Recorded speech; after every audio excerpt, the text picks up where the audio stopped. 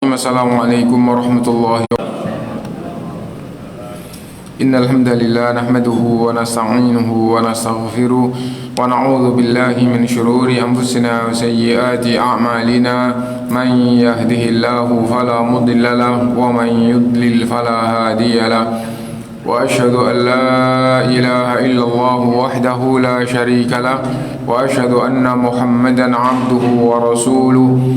يا أيها الذين آمنوا اتقوا الله حق تقاته ولا تموتن إلا وأنتم مسلمون يا أيها الناس اتقوا ربكم الذي خلقكم من نفس واحدة وخلق منها زوجها وبث منهما رجالا كثيرا ونساء واتقوا الله الذي تساءلون به والأرحام إن الله كان عليكم رقيبا يا أيها الذين آمنوا اتقوا الله وقولوا قولا سديدا يصلح لكم أعمالكم ويغفر لكم ذنوبكم ومن يطع الله ورسوله فقد فاز فوزا عظيما أما بعد فإن أصدق الحديث كتاب الله وخير الهدي هدي محمد صلى الله عليه وسلم وشر الأمور محدثاتها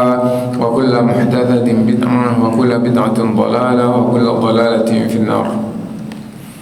Bapak-bapak, ibu-ibu, saudara-saudari sekalian rahimakumullah, alhamdulillah kita bisa melanjutkan kajian kita dan masih melanjutkan bab janaiz. Sekarang yang ketiga, al-kafan, mengafani jenazah.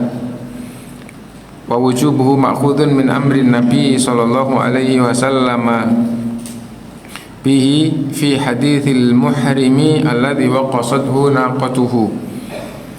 Dalil bahwa mengafani jenazah itu adalah wajib dari perintah Nabi sallallahu alaihi wasallam, di antaranya tatkala Rasulullah sallallahu alaihi wasallam memerintahkan ketika ada sahabat yang sedang ihram terlempar oleh untanya dan meninggal, Rasulullah SAW bersabda, "Ighsiluhu bima'in wa sidrin wa kaffinuhu fi thawbain." Mandikan dia dengan air campur bidara dan kafanilah dia dengan dua kainnya. Wal kafanu aw thamanuhu min malil mayyit walau lam yakhluf ghairah. Dan kafan itu hukum asalnya adalah dari hartanya mayit, meskipun seandainya tidak ada harta yang ditinggalkan kecuali untuk beli kafan, maka tetap kafan itu dari hartanya mayit apabila ada gitu ya. Tapi itu hukum asal. Kalau seandainya ada yang memberi, maka boleh-boleh saja. Boleh-boleh saja gitu ya. Jadi artinya bahwa kalau tidak ada yang memberi gitu ya, maka kafan itu wajib. Nah, yang pertama itu adalah dari mana kafannya? Ya, yang pertama dari hartanya mayit, karena ini kewajiban dan untuk dirinya. Tapi kalau siapapun yang memberi boleh-boleh saja gitu.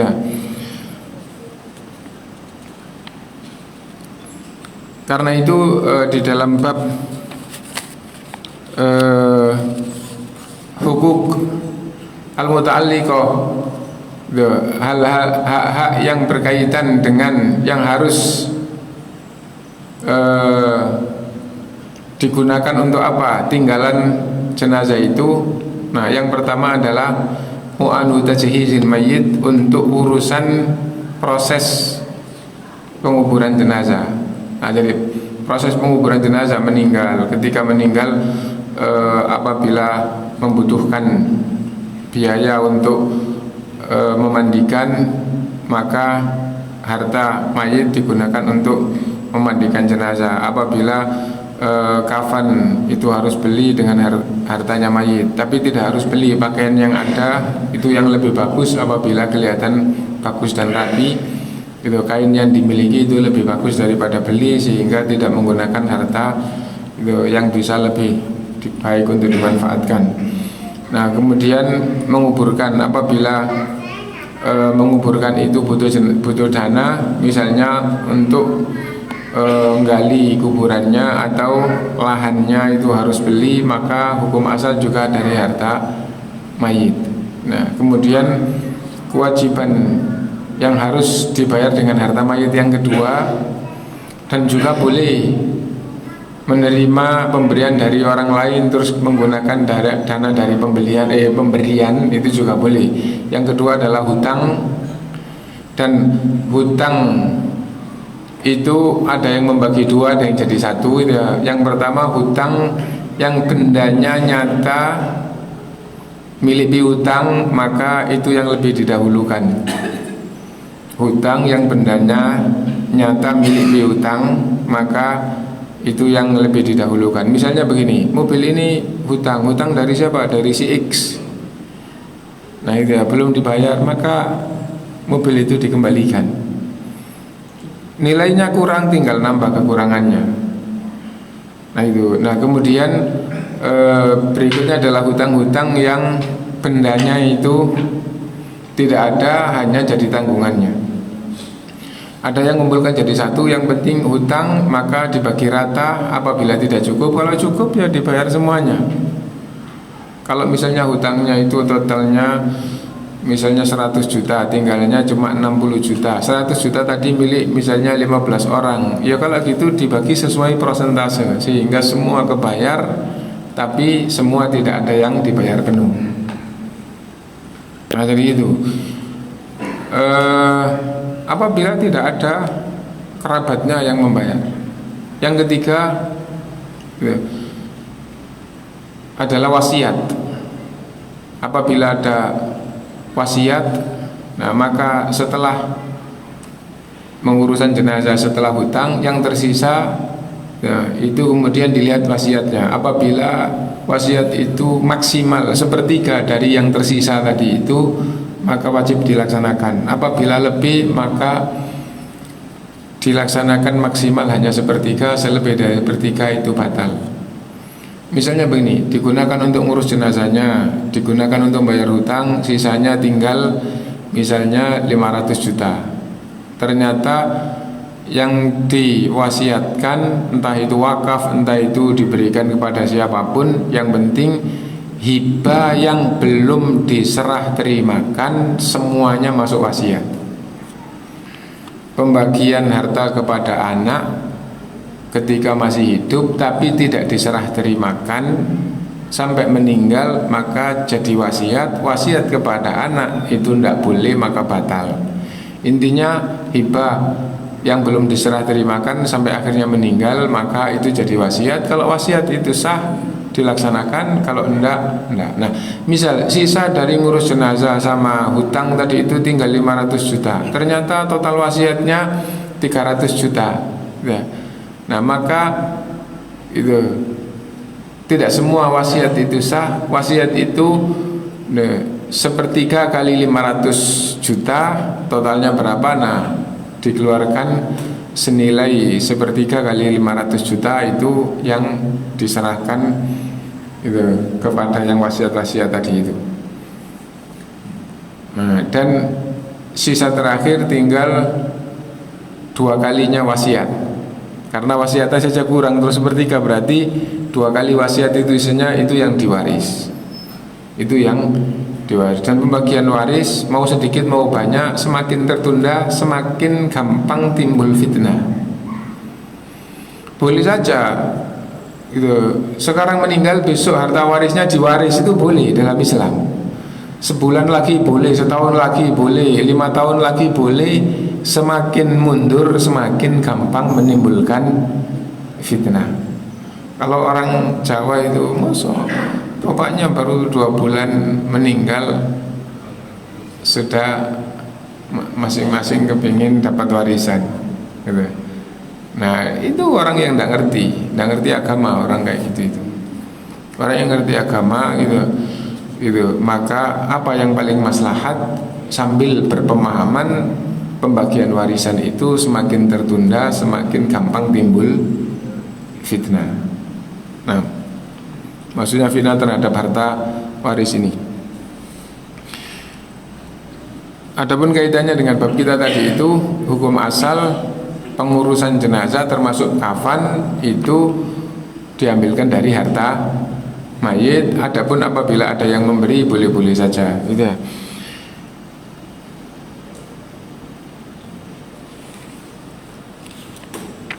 An Hubbab ibni Arth qala hajarna ma'a Rasulillahi sallallahu alaihi wasallam naltamisu wajh Allah. Kami berhijrah bersama Rasulullah SAW semata-mata mengharap wajah Allah subhanahu wa ta'ala. Beribadah berharap wajah Allah itu beribadah dengan harapan yang paling tinggi. Kenapa? Karena nanti di akhirat manusia itu yang paling tinggi kedudukannya itu di surga, dan yang lebih tinggi daripada kenikmatan surga itu adalah melihat wajah Allah Subhanahu wa ta'ala. Tidak ada kebahagiaan yang lebih bahagia melebihi melihat wajah Allah Subhanahu wa ta'ala. Itu. Orang kenapa beribadah ingin dapat pahala? Kenapa beribadah ingin dapat ampunan? Kenapa beribadah ingin dapat ridho Allah? Kenapa beribadah kepingin dapat surga? Dan semuanya itu benar. Dan yang paling tinggi adalah berharap wajah Allah Subhanahu wa ta'ala. Maksudnya berharap wajah Allah, berharap melihat wajah Allah Subhanahu wa ta'ala.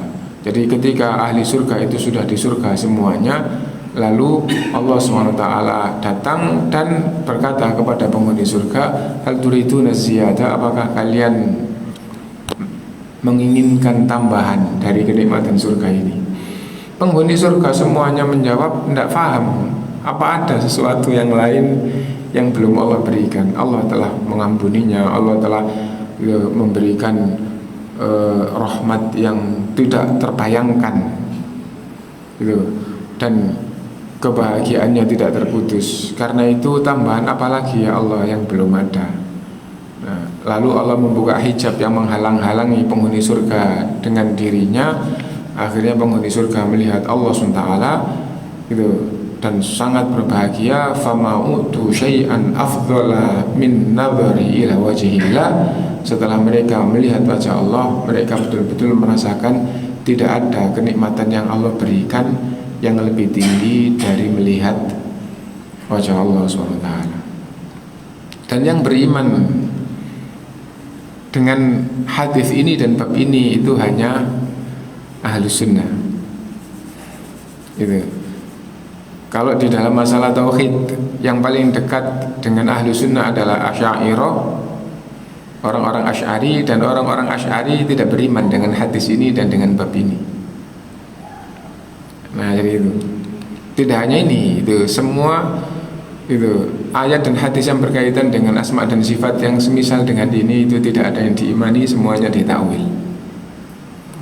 Nah, dan takwil mereka lari dari kesesatan menuju kepada kesesatan yang lain. Itu takwil mereka. Nah, kita kembali ke hadis ya. Naltamisu wajah Allah, kita berharap wajah Allah Subhanahu wa ta'ala.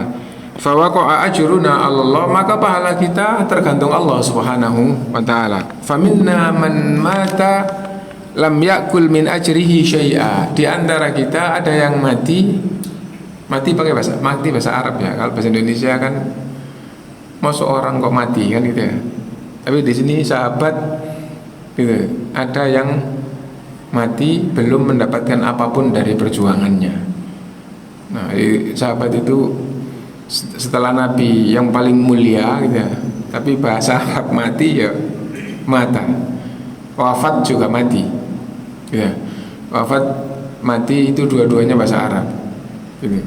Bahasa Quran, bahasa hadis. Ya. Nah, adapun bahasa Indonesia jangan mati gitu. Kalau manusia tapi meninggal. Nah, itu. Kalau orang itu sudah biasa, apalagi kalau ngajar sering tidak pakai bahasa Indonesia gitu ya, akhirnya kita mata. Nah, akhirnya lafaz mati itu akhirnya jadi biasa. Mohon maaf karena saya juga pernah ditegur, Ustadz kalau orang itu nggak mati tapi meninggal, lah kita lebih familiar mati karena pakai bahasa Arab gitu. Nah, jadi itu. faminna, maka diantara kita para sahabat, man mata, ada yang meninggal, gitu, lam yakul min ajrihi syai'a, ndak makan dari hasil perjuangannya sedikit pun. Faminhum, diantara mereka Mus'ab ibnu Umar radhiyallahu an, adalah Mus'ab bin Umar radhiyallahu an, gitu, karena dia meninggal ketika perang Uhud. Dan di zaman itu tahun ketiga Hijriah, perang Uhud tahun ketiga Hijriah, itu penduduk Madinah masih rezeki belum terbuka, masih penduduk Madinah asli aja masih banyak yang kesulitan. Yang hijrah dari Madinah, dari Mekah ke Madinah, tidak punya apa-apa, harta ditinggal, kerjaan nggak ada. Nah akhirnya jarang sekali ada rezeki. Nah karena itu yang hijrah berjuang, ya, tapi ya, sampai meninggal belum mendapatkan hasil perjuangannya, gitu. Wa minna man aina adlahu thamaratuhu fahuwa yahdibuha, dan diantara kita ada yang merasakan hasil perjuangannya. Kalau dia hidup sampai misalnya Khalifah Umar radhiyallahu an, masa kekhalifahan Umar dia masih hidup, maka rezeki betul-betul terbuka karena futuhat, karena kemenangan Islam terjadi di mana-mana, dan setiap kemenangan itu mendapatkan harta rampasan perang, gitu. Dan negerinya jadi negeri Islam. Kalau negeri itu kaya, maka banyak yang milik umum itu jadi milik umat. Nah ketika yang umum itu jadi milik umat, maka umat menjadi makmur. Apalagi di dalam Islam ada yang miskin, baitul mal ada, dibagi baitul mal kepada yang miskin, gitu. Gitu. Ada kerjaan, gitu, betul-betul diberikan kepada yang membutuhkan kerja, akhirnya makmur semua. Belum lagi yang mengikuti peperangan mendapatkan harta rampasan perang yang banyak. Nah itu. Qutila yauma Uhud, Mus'ab bin Umar meninggal di perang Uhud. Falam najid ma nukaffinuhu illa burdatan. Kita tidak menjumpai kain yang digunakan untuk mengafaninya karena keadaan sulit. Wah ini dikafani dengan apa ini? Itu. Idza ghattayna biha ra'sahu kharajat rijlahu. Kalau kain yang ada, selimut yang ada, yang digunakan untuk mengafani ini digunakan untuk menutupi dari kepalanya, kelihatannya terbuka. Kalau ditarik untuk menutupi kakinya, kepalanya terbuka.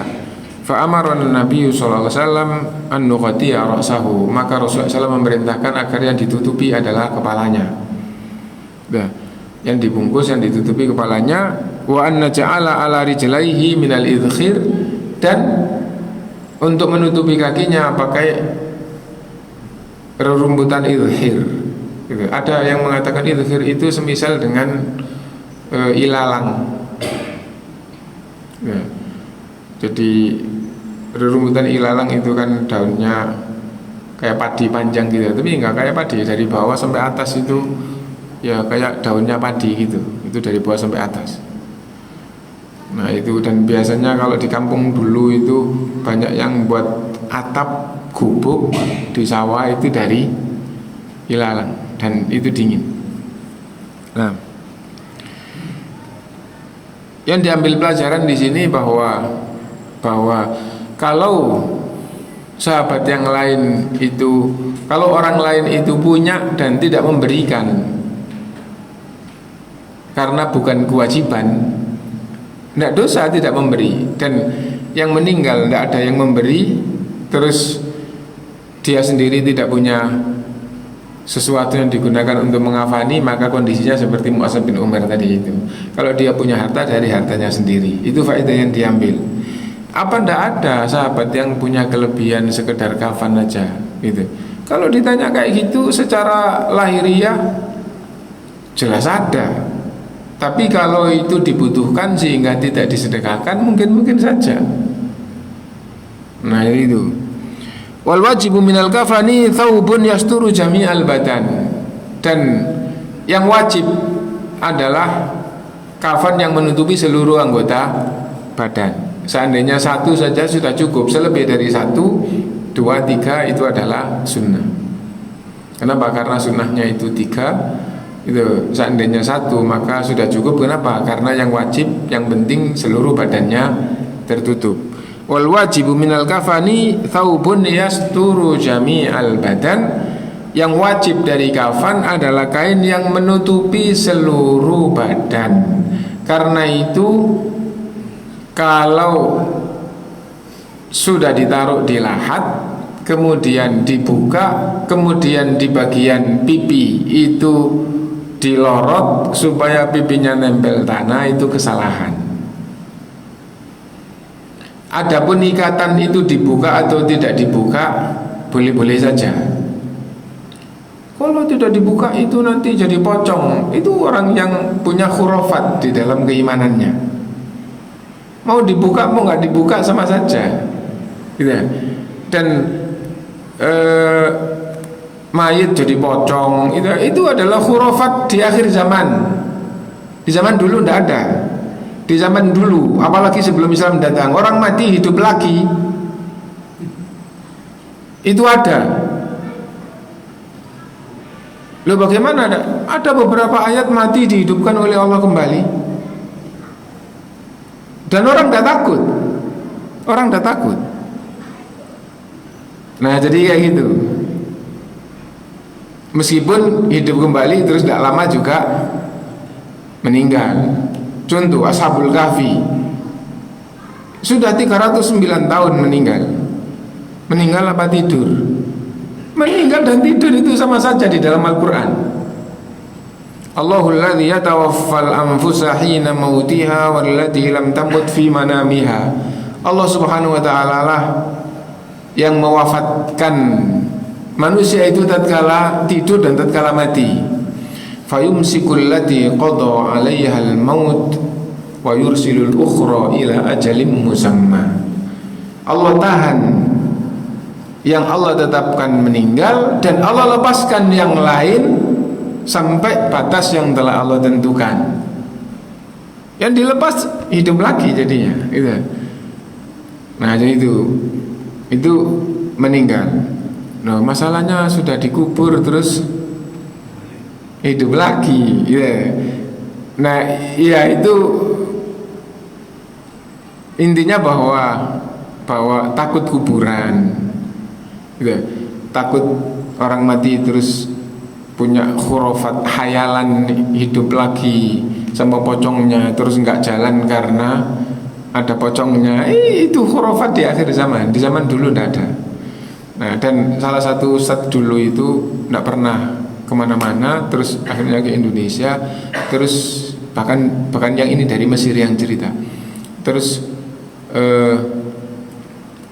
karena dia di lingkungan orang ahli ilmu gitu ya dari kecil, terus akhirnya ke Indonesia ngajar gitu ya, di Jakarta gitu ya.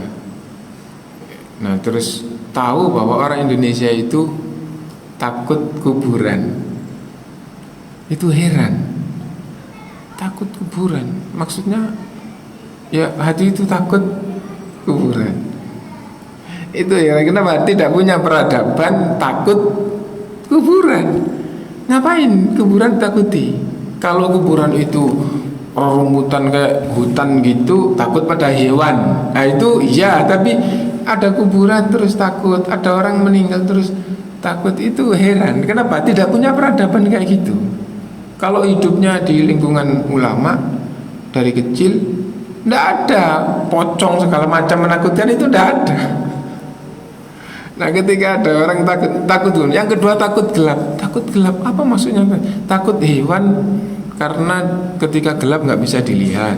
Kalau jengking, ular atau bukan. Jadi kalau jalan gelap takut. Nah gitu loh.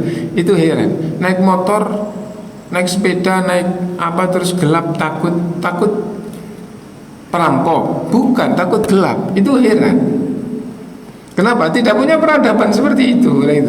Nah di zaman dulu itu tidak ada orang takut pocong. Khurafat itu muncul di zaman belakang. Nah itu. kembali ya. Apabila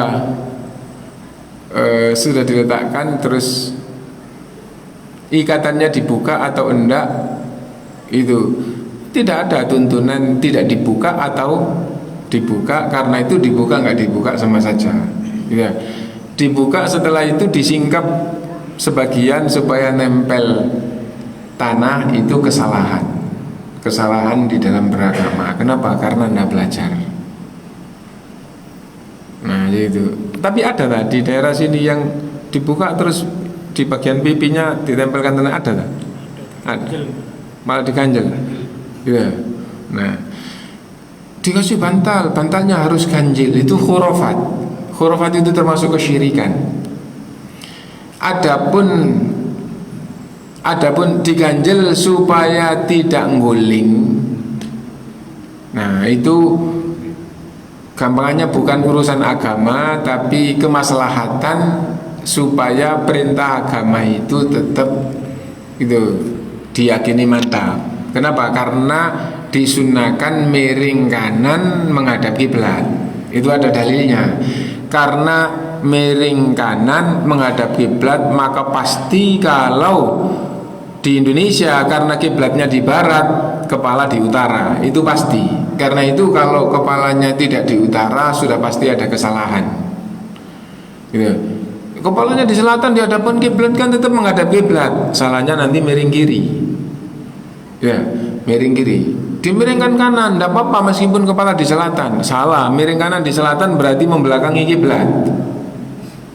Nah, miring kanan menghadap kiblat sudah pasti kepala di utara apabila kiblatnya di barat. Nah, itu sunnahnya. Alhamdulillah di dalam masalah ini. Terus diganjel kenapa? Supaya tidak guling, berarti bukan kepercayaan. Diganjel supaya tidak guling, terus bahasanya dikasih bantal 3. Nah itu khurafat. Kenapa? Dianggap kalau ganjel itu 2 tidak sesuai tuntunan. Itu khurafat, bukan agama itu. Lebih bagus mana? Tidak diganjel dengan diganjel, dikasih bantal tadi itu.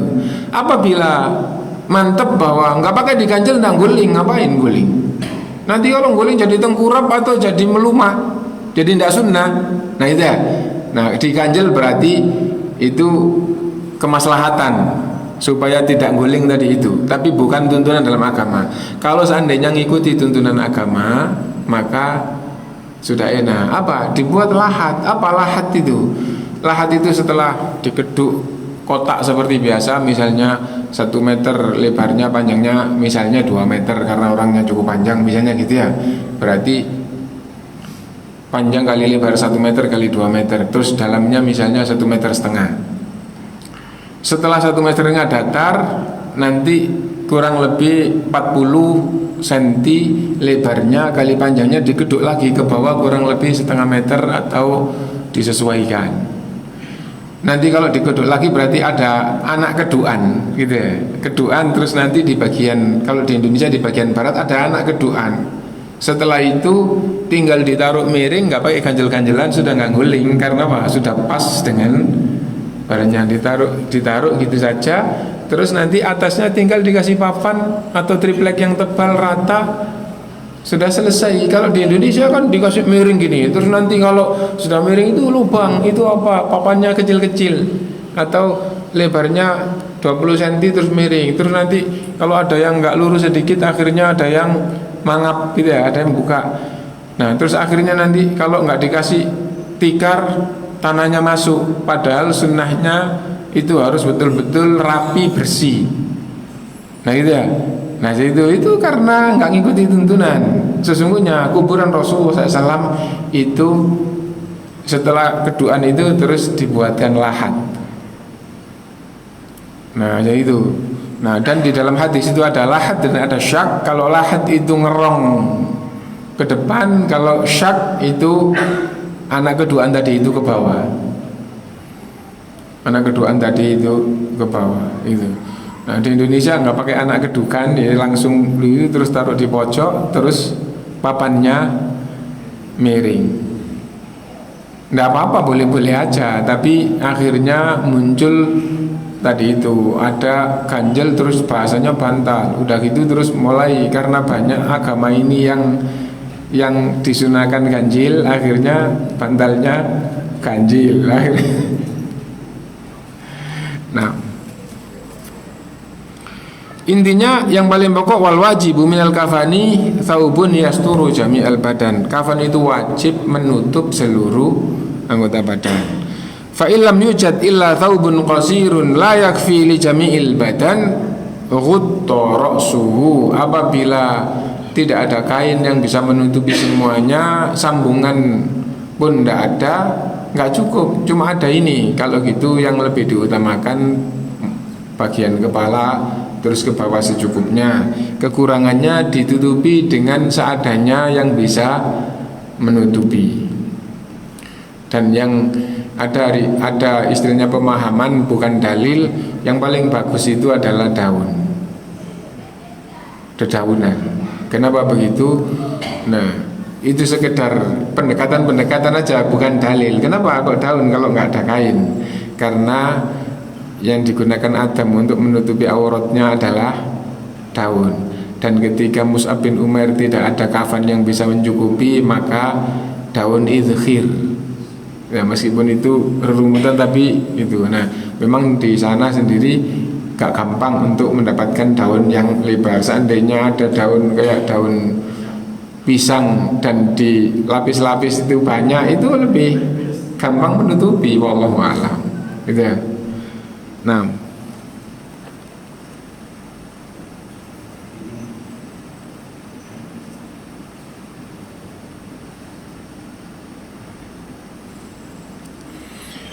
wa yustahabbu fil kafani umur. Adapun sunnah kafan itu sebagai berikut. Yang pertama al-bayad, warna putih. Apabila ada kelonggaran disunahkan putih. Seandainya punya kain yang baru bagus gitu ya, maksudnya bagus untuk kafan, tidak terlalu mewah itu. Karena kalau mewah itu biar dipakai yang masih hidup. Nah, terus enggak putih, terus uang untuk beli juga gampang. Kalau gitu beli putih karena sunnahnya adalah putih gitu. Liqaulihi sallallahu alaihi wasallam albisu min thiyabikumul bayad gitu. Pakailah kalian pakaian yang putih. Dan perintah ini adalah sunnah. Karena itu kalau kita berbaju putih dengan niat sunnahnya putih, itu dapat pahala sunnah. Meskipun tidak putih boleh-boleh aja kalau bukan yang dilarang. Gitu. Fa innaha khairu thiyabikum, sesungguhnya kain putih atau pakaian putih itu adalah sebaik-baik pakaian kalian wahai umat Islam. Wa kaffinu fiha mautakum, dan kafanilah orang-orang mati kalian dengan kain yang putih. Maksudnya kain kafan. Yang kedua, kaunuhu salasatu athwab, disunnahkan 3 kafan. 3 kafan atau dengan bahasa kita 3 lembar. Li hadits Aisyah radhiyallahu anha anna Rasulullah SAW kuffina fi thalathati athwabin. Berdasarkan dengan hadis Rasulullah SAW bahwa Rasulullah SAW dikafani dengan 3 kain.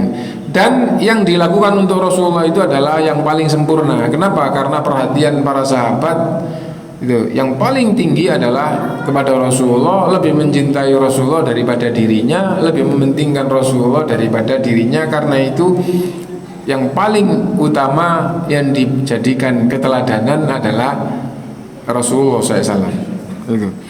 Dan Rasulullah SAW dikafani oleh para sahabat dengan 3 kain itu. Yamaniyatin bidin sahuliyatin min kursufin laisa fiha qamisun wala imama. 3 kain dari Yaman yang bagus ya, yang itu bermotif, tidak pakai gamis, tidak pakai surban, tidak dipakein baju, tidak dipakein surban. Maksudnya tidak ada apa-apa selain 3 kafan. Di salah satu daerah itu mengafani itu dikasih rompi dulu, dibuatkan rompian. Bagaimana dibuatkan rompian? 1/2 meter kali 1 meter, terus dikasih lubang 2 untuk tangannya, terus untuk itu terus ditutupkan begini. Jadi akhirnya tangannya masuk lubang dari belakang ya, dari belakang, terus nanti tangannya dimasukkan lubang. Nah kan ada sisanya terus ditutupkan, tangannya keluar. Lebih-lebih kalau perempuan. Terus bawahnya dikasih laki maupun perempuan, ada yang dikasih lagi dibuatkan cawetan. Nah, enggak pakai itu, cukup tiga kafan. Apa nggak boleh? Kalau dosa enggak dosa, boleh-boleh aja. Kenapa? Karena kafan itu maksudnya kafan 3 lembar itu sudah. Yang wajib itu yang penting tertutup semuanya. Nah, selain yang tertutup semuanya, kalau tidak pakai kepercayaan, maka yang sesuai tuntunan itu sunnah. Nah, terus wah ini kayaknya kayak gini kan supaya gitu kelihatan lebih rapi, lebih apa itu boleh-boleh aja, tapi itu bukan termasuk ibadah. Nah, kalau memperhatikan yang sesuai sunnah itu yang lebih afdal. Nah, meskipun perempuan tidak pakai apa, 3 lembar digunakan untuk nutup semuanya. Nah, jadi itu sunnahnya. Nah, kalau nanti pakai kepercayaan malah tambah kepercayaan itu yang menyimpang. Jadi cukup kepercayaannya adalah kafan, sunnahnya 3 lembar menutupi seluruh badannya. Nah, dan yang dimaksud menutupi seluruh badannya itu setiap helai menutupi seluruh badannya, sehingga sunnahnya seluruh 3 kain itu, 1 sudah menutupi semuanya, yang kedua menutupi lagi dobelan, yang ketiga menutupi lagi dobelan. Sekedar pengalaman, apabila kainnya itu kain yang paling umum di Indonesia, lebarnya itu 1/4, maka sekedar pengalaman yang paling cukup bagus cara mengafaninya itu di zigzag. Tapi kalau lebar kain itu 1,5 meter, panjangnya tinggal ngukur, panjangnya tinggal dipotong, tapi lebarnya itu yang jadi patokan gitu. Karena lebar itu kain yang kita jumpai untuk kafan, lebar itu paling lebar 1,5. Nah, kalau kain 1,5 maka lebih rapi, ditumpuk lurus 3.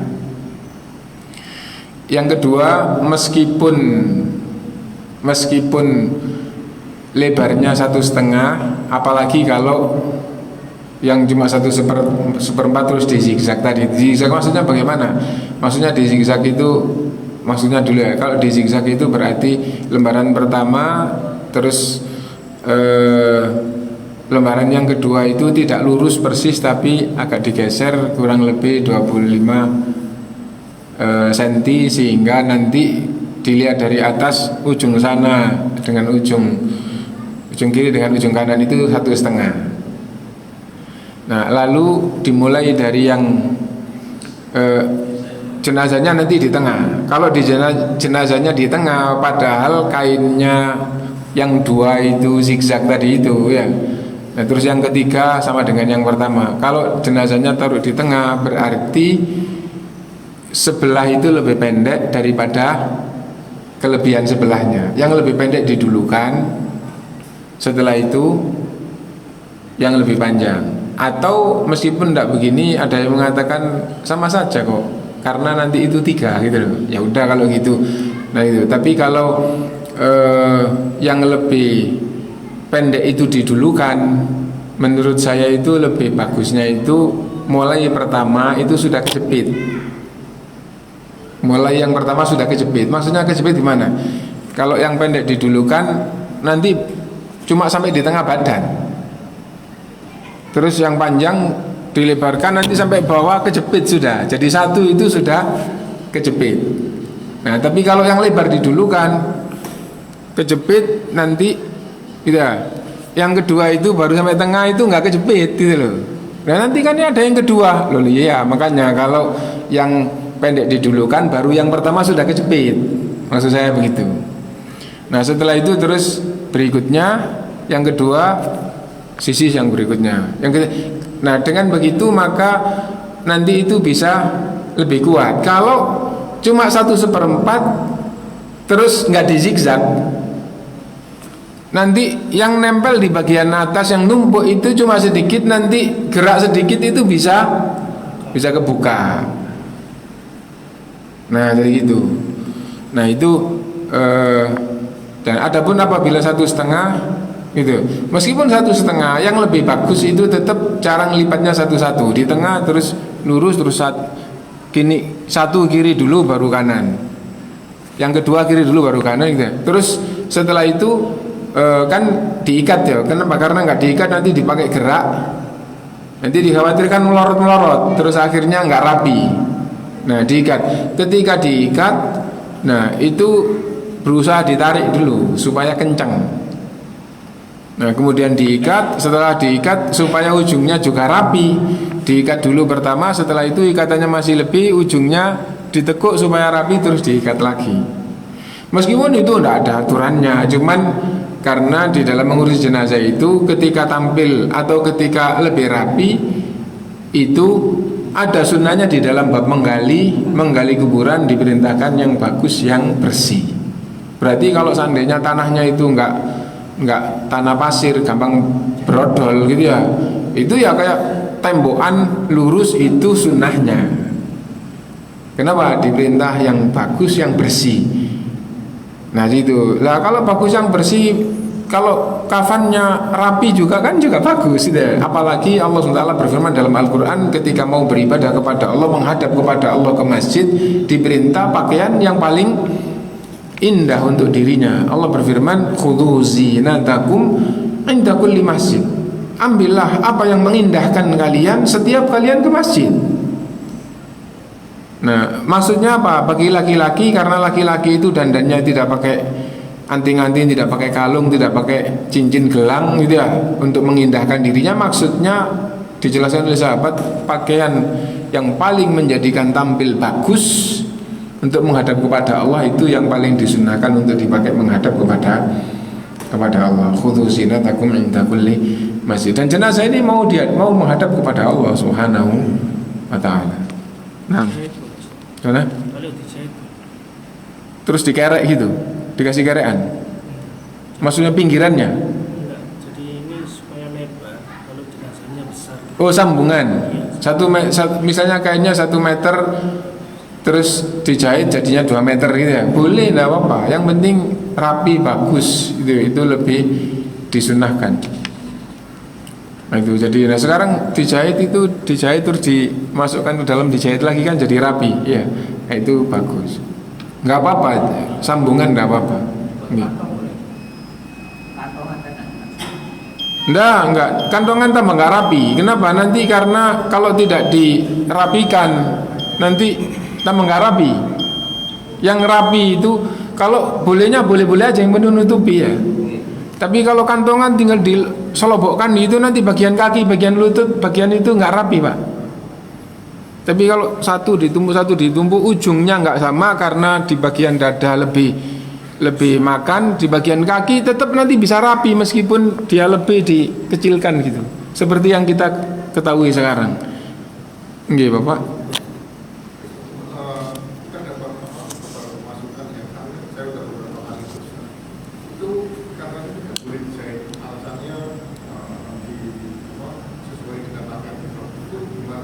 Tidak ada dalilnya. Tidak ada dalilnya, nggak boleh dijahit itu tidak ada dalilnya gitu ya. Yang betul itu 3 lembar. Apabila 3 lembar itu kainnya kecil-kecil, dijahit itu maksudnya disambung, boleh. Yang kedua, kain ikhram sambungan itu boleh. Yang dimaksud kain ikhram nggak boleh jahitan, itu pakaian jahitan yang membentuk pakaian, itu yang dimaksud nggak boleh gitu. Jadi sekarang kain ikhram terus wah ini modelnya ujungnya brodolan, terus ditekuk, terus dijahit pinggirannya supaya nggak brodolan, itu nggak apa-apa. Kain ikhramnya pendek terus disambung akhirnya jahitan, itu nggak apa-apa. Yang dimaksud nggak boleh itu tidak boleh itu dijahit membentuk pakaian. Nah itu sarung, kalau sarung harus diketok tok, maksudnya dilebat jadi dijadikan kain. Itu kalau untuk ihram gitu. Nah, jadi yang dimaksud dijahit itu begitu. Karena itu tadi itu Rasulullah tidak dipakein gamis, tapi dikafani dengan kain 3 lembar. Nah, 3 lembar kalau jahitan gimana? Tidak apa-apa. Yang nggak boleh itu yang membentuk pakaian. Terus tadi itu rompi ini bukan pakaian, ini kain lembaran terus dilubangin, terus tangannya ndak ada tuntunan. Karena itu ndak usah ngerepot sendiri, gitu loh. Nah jadi, oke.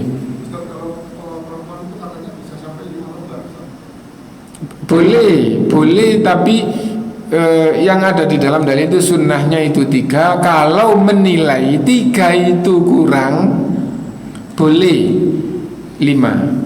Apakah disunahkan ganjil? Teks langsung di dalam ihram tidak ada. Yang ada itu memandikan. Sunnahnya itu 3. Apabila yang memandikan merasa kurang, maka 5. Maksudnya diulang memandikan 2 kali lagi jadi 5 kali. Kalau yang memandikan masih merasa kurang, maka 7 kali. Lalu ulama memahami kalau 7 kali yang memandikan masih merasa kurang, maka sunnahnya 9. Kenapa? Karena Rasulullah memerintahkan mandikan 3 kali, fa'in atau 5 kali in ra'aitunnah dzalika, jika kamu menilai perlu 5 kali. Nih. Dan 7 kali jika kamu menilai perlu 7 kali. Berarti yang dimaksud adalah, wah ini diulang lagi, kenapa? Ini kayaknya kurang. Nah, bagaimana kayaknya kurang itu? Mandi 3 kali kok kurang. Misal tidak ada sabun, terus setelah selesai, loh kakinya kok licin, misalnya gitu ya. Nggak cukup disiram kaki tok, ditambahin kaki tok, tapi sunnahnya karena ada yang kurang, sunnahnya kamu ulangi dari awal sampai tambah 2 kali supaya ganjil. Maksudnya begitu. Pemahaman hadisnya begitu. Nah, adapun katanya kalau perempuan 5 kali itu bagus apabila menilai kafan itu 3, ini ditambahi supaya 5. Kalau difahami kayak gitu, itu tidak apa-apa, itu boleh. Apakah sunnah? Kalau ihram sunnahnya yang ada teksnya cuma 3. Kalau memandikan sunnahnya 3. Apabila menilai kurang maka 5 kali, menilai kurang maka 7 kali. Nah, wallahu alam, mungkin didekatkan dengan itu sehingga kalau kafan untuk perempuan 3 itu dianggap kurang, ya kalau gitu ditambah menjadi 5. Wallahu alam, mungkin begitu pengambilannya. Tidak ada tuntunan gitu, enggak ada tuntunan. Adapun boleh apa enggak, boleh-boleh aja. Adapun tuntunan itu kain yang wajib, yang penting menutupi, meskipun 1 sudah wajib, sunnahnya 3 seperti tadi itu. Apa enggak boleh? Bukan enggak boleh, tapi ngerepotin sendiri kalau enggak pakai kepercayaan, hanya menilai karena supaya pantas atau supaya begitu. Adapun syariatnya begitu.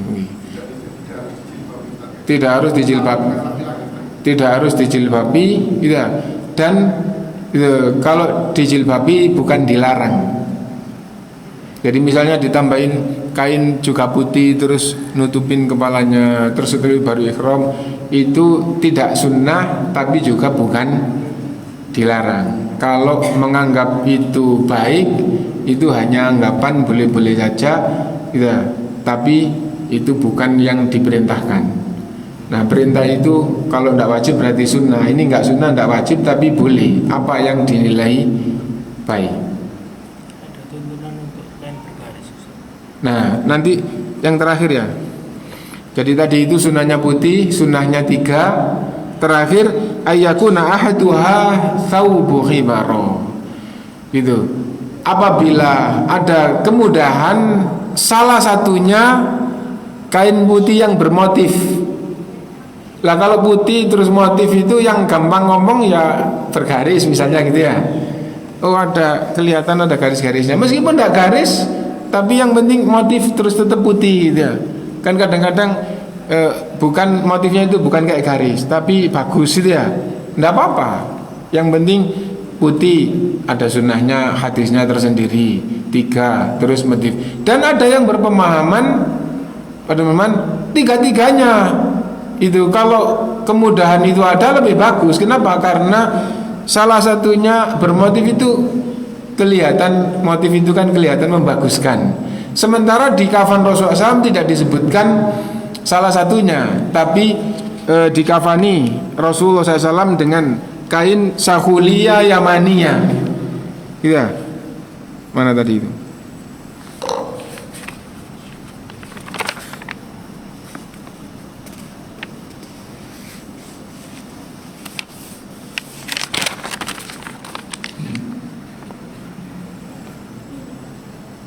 Ya intinya bahwa tatkala jadi Athwa bin Yamaniyatin bidin sakhuliyah gitu ya. Jadi intinya bahwa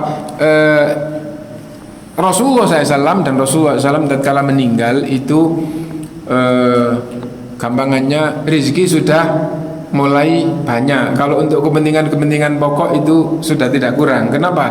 Karena Khaybar itu tatkala sudah terbuka itu sangat banyak harta rampasan perang dan kekayaan yang itu akhirnya jadi untuk umat Islam.